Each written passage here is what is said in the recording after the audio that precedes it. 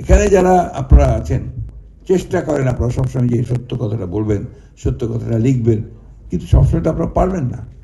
আমি এখন জানি এখন তো সরকার যেটা আমাদের তথ্যমন্ত্রী সাহেব বলেন যে সরকারের কোনো চাপ নেই। তথ্যমন্ত্রী সাহেব নিশ্চয়ই আপনাদের কোথাও ফোন করে একজনও বলেননি যে এটা কেন লিখলেন বা লিখলেন না কেন বা দিলেন কেন। তখন তো আপনারা একদিন বলেছেন যে আমরা নিজেরাই ঠিক করে নিই যে এটা লেখা উচিত হবে কি উচিত হবে না। তো সেটা আপনারা কেন করেন? এখন তো করার কোনো দরকার নেই, প্রয়োজনে কেউ তো আপনাকে তুলে নিয়ে যাবে না বা আয়না ঘরে দিয়ে দেবে না। Write the truth.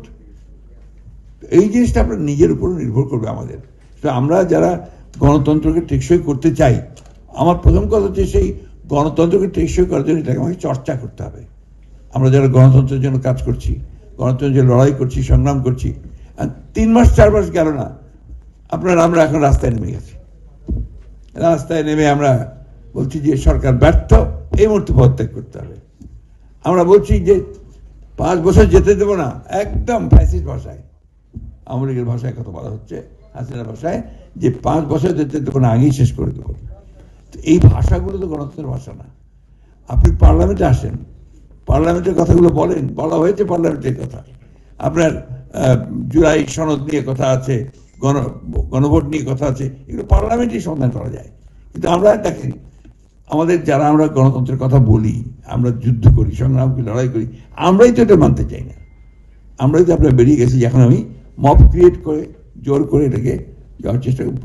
ভয়ঙ্কর ভাষাগুলো যেগুলো আপনার, সেগুলো কিন্তু আপনার একদম হাসিনার ভাষার সঙ্গে আমি তার কোনো পার্থক্য দেখি না। তো এই যে ভাবে যদি আমরা কথা বলতে থাকি, তাহলে আমার গণতন্ত্র কোথায় হবে, কি করে হবে?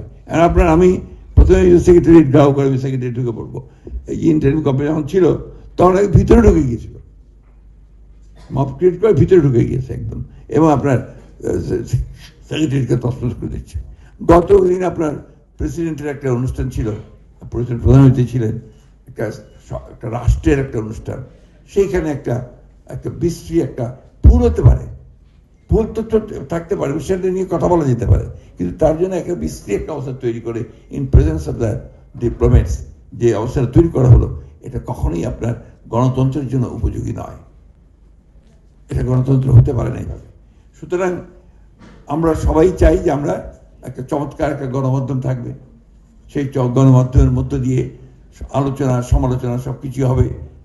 এটা তো আপনার ইয়ে আমাদের সেই আমরা ইকোনমিক্সে পড়তাম, আপনার যে পারফেক্ট কম্পিটিশনের একটা আপনার সংজ্ঞা ছিল, যে সব শেষে বলতো other things remaining the same. যদি এগুলো সব ঠিক থাকে তাহলে এটা হবে। তখন আমাদের অবস্থাটা দাঁড়িয়েছে এটা আর কি। এখন হ্যাঁ, এটা আপনার নির্ভর করবে কালচারের উপরে, আপনি কিভাবে প্র্যাকটিস করছেন। আমাদের তথ্যমন্ত্রী খুব সুন্দর কথা বলেন, উনি তাত্ত্বিকভাবে চমৎকারভাবে কথাবার্তা বলেন, কিন্তু প্র্যাকটিস তো করতে হবে আপনাদেরকে। আমরা যারা এর স্টেক হোল্ডার্স আছি, আমরা তার সঙ্গে আছি। এখন আপনার ধরেন আমাদের আমি কারো নাম বলবো, নাম বললে আবার ভুলে যাবে, সলিমুদ্দিন সাহেব, তিনি পত্রিকার মালিক বা তিনি আপনার ইলেকট্রনিক মিডিয়ার মালিক।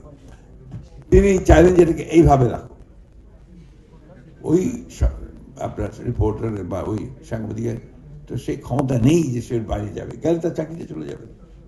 এবং এটা অহরহ করছে, বিনা কারণে সম্পাদকদেরকে বের করে দিচ্ছে উইদাউট এনি নোটিস।